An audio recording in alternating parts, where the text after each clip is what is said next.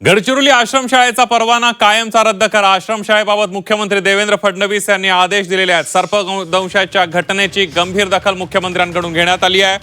आश्रमशाळांची केवळ पाहणी नको, सर्वंकष तपासणी करण्याचे आदेशही मुख्यमंत्री देवेंद्र फडणवीस यांनी प्रशासनाला दिलेले आहेत.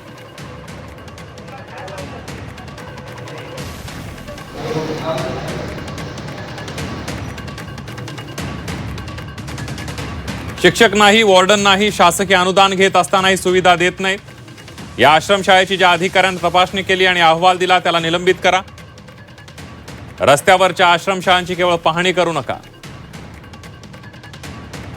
अंतर्गत भागातील आश्रमशाळांची सुद्धा नियमित तपासणी करा. मुख्य सचिवांनी एक बैठक घेऊन तपासणीची यंत्रणा उभी करा. सर्व विभागांना त्यात समाविष्ट करा. आश्रमशाळेचा परवाना कायमस्वरूपी रद्द करा.